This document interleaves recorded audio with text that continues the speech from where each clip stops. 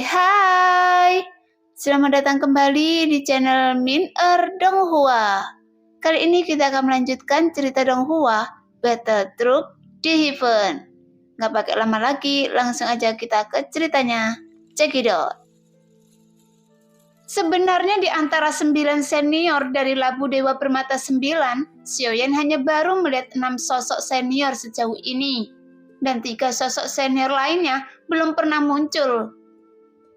Pada saat Xiaoyan berbicara sebelumnya, beberapa senior dari Labu Permata 9 telah keluar. Di antara mereka ada perampok kecil, rubah berekor 9, pendekar pedang gila, Sui Lingsun, dewa kematian, dan gadis bayangan. Namun 3 sosok senior lainnya masih belum muncul. Tepat ketika ke-6 senior ini berdiri di depan Xiaoyan, sang ratu menangkupkan tinjunya dan berkata, "Selamat datang para senior dari dunia tanpa batas di alam dewa kuno saya." Saat sang ratu berbicara, luas sudut mulutnya sedikit terangkat perlahan, namun tanpa kehilangan aura yang mendominasi yang terpancar dari suaranya. "Senior, sosok depan Anda adalah ratu dari dunia sensi yang ingin berterima kasih kepada senior atas bantuan yang tak terhitung jumlahnya selama ini." Xiaoyan memperkenalkan sang ratu kepada para senior Labu Permata 9. "Saya bertemu dengan sang ratu. Saya juga ingin mengucapkan terima kasih kepada Xiaoyan dengan kata-kata kecil, sehingga kami memiliki kesempatan bertemu dengan ratu." Sambil berbicara, para senior Labu Permata 9 menangkupkan tinju mereka dengan hormat. "Jika bukan karena bantuan dari para senior ini, mungkin perjalanan suami saya tidak akan berjalan dan lancar. Jadi para senior tidak perlu terlalu sopan." Sang ratu berkata perlahan, karena dia juga tahu keberadaan Labu Permata 9 sudah terbukti dengan sendirinya. "Sebagai kakak perempuannya, bukankah lebih baik jika saya memberikan bantuan kapan saja?" Suara rubah iblis berekor 9 keluar perlahan, kemudian menatap Xiaoyan sambil tersenyum centil. "Yang mulia ratu terlalu sopan, tapi Anda harus tahu tujuan terpenting kami hanya ingin bertahan hidup sekarang." Suara berat Sui Lingsun keluar, dia tidak ingin berbicara omong kosong, jadi langsung pada intinya. "Tapi Anda tidak perlu khawatir, kami pasti akan berjuang dan keras untuk membantu Sensi. Namun alasan yang sebenarnya adalah untuk balas dendam semua makhluk hidup dari dunia tanpa batas yang dimusnahkan oleh Taisu. Dan sekarang musuh yang dihadapi Sensi adalah Taisu. Jadi itu bisa dianggap sebagai musuh bersama dari dunia kita. Saya selalu berharap dapat melihat di mana hari ketika Taisu dihancurkan sepenuhnya." Dewa kematian berkata dengan tegas. Mendengar itu, Xiaoyan segera menganggukkan kepalanya sedikit. Namun Xiaoyan juga tampak bingung saat mendengar kata-kata ini. Karena saat leluhur dunia tanpa batas memberinya labu ilahi bermata 9. Dia tidak menjelaskan secara menyeluruh, jadi Xiaoyan hanya bisa menebak alasan mereka membantunya. Jadi Xiaoyan segera menatap sang ratu dengan bingung, karena dia tidak tahu bagaimana menyelesaikan masalah para senior ini. "Nanfu, jika para senior dari dunia tanpa batas ini tidak mendapatkan persetujuan dari dunia sensi, saya khawatir meskipun mereka memiliki sumber daya yang besar, tetapi akan sangat sulit bagi para senior ini untuk dapat meningkatkan kekuatan mereka ke tahap selanjutnya." Xiaoyan berkata dengan serius. "Iya, saya mengerti.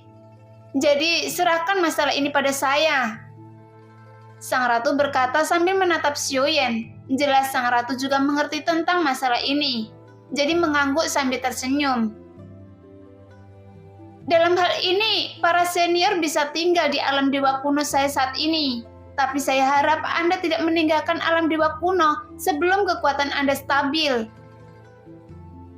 Setelah sang ratu berbicara, dengan cepat dia mengatur tempat berlatih di alam dewa kuno. Bagaimanapun alam dewa sendiri sangat luas, jadi seharusnya menampung mereka tidak akan menyebabkan masalah. Setelah pembicaraan ini selesai, perampok kecil dan para senior lainnya mengucapkan selamat tinggal kepada Xiaoyan. Jadi dengan cepat, Xiaoyan juga menangkupkan tinjunya lagi, kemudian menyerahkan lampu permata 9 kepada Dewa Kematian.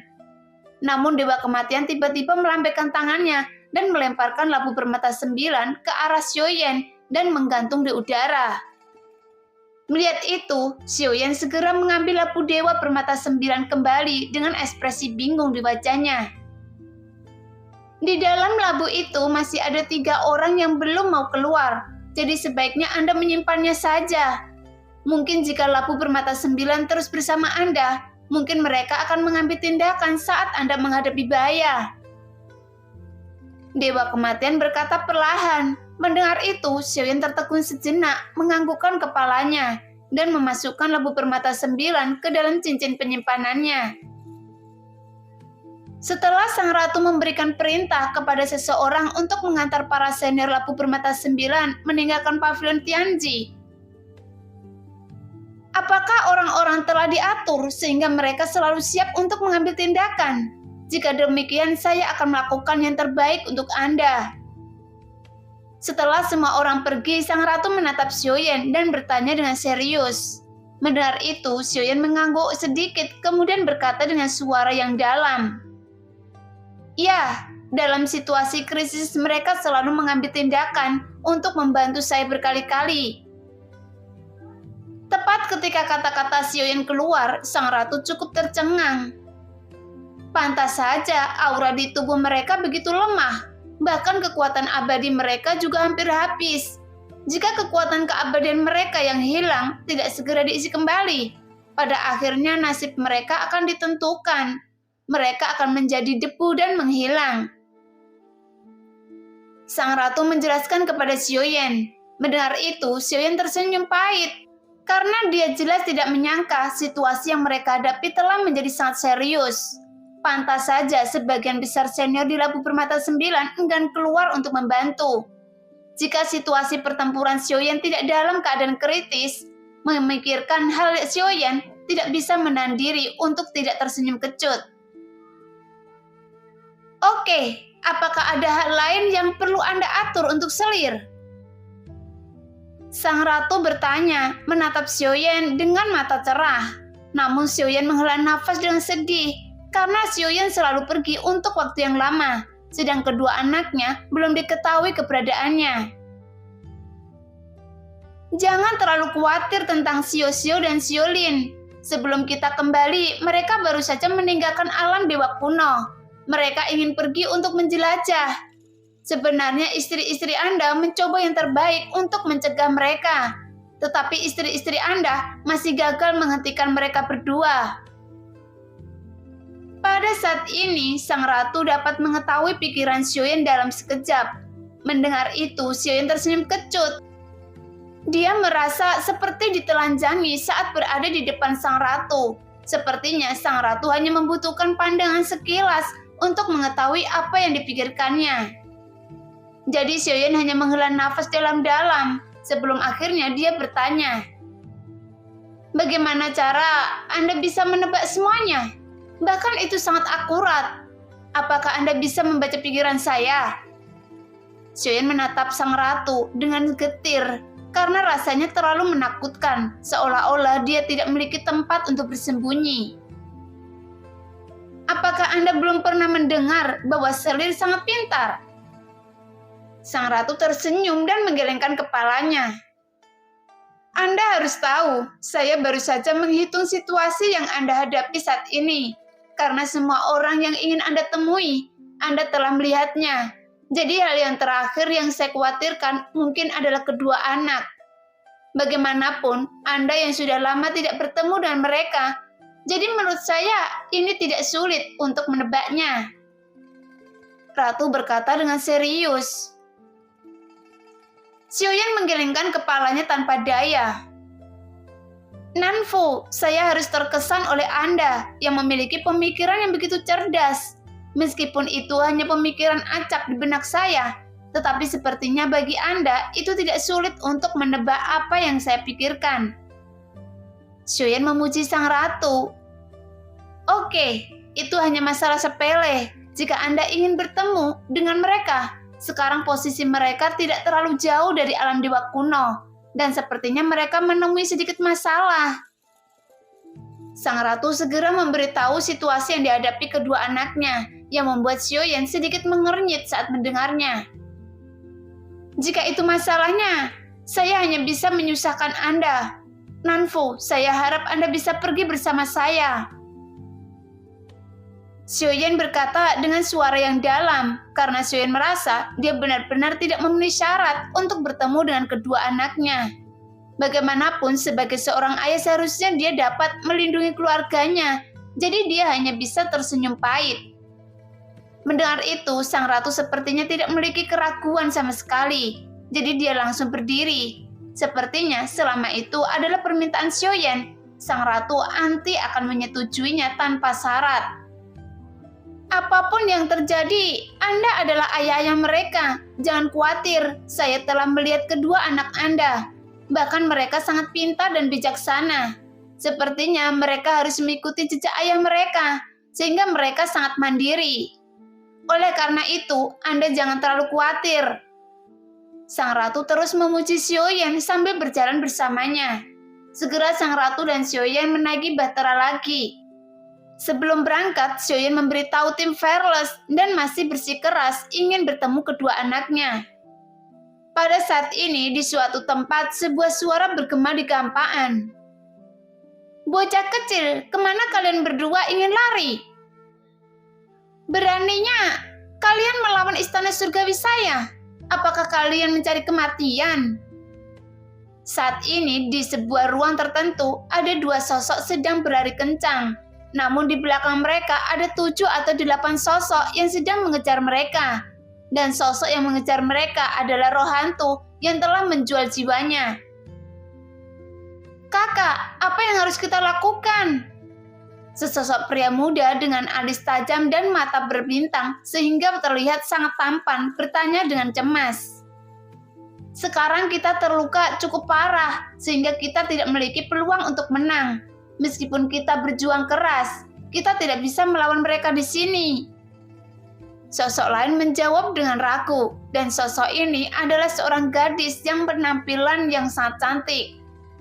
Bahkan di bawah sosoknya yang tinggi ada lekukan tubuh yang sangat montok, seolah-olah tua seperti sebuah biola klasik yang sangat indah. Adik, Anda bisa menggunakan formasi pertahanan yang dapat memantulkan mereka.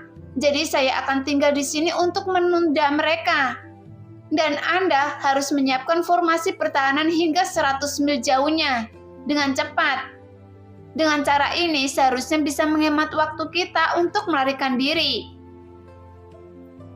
Gadis itu segera mengambil keputusan. Jadi sosok pria muda itu segera mengangguk tanpa ragu-ragu. Segera sesosok gadis itu tiba-tiba berhenti dengan pedang panjang di tangannya. Kemudian dia mengangkat tangannya dan melambaikannya.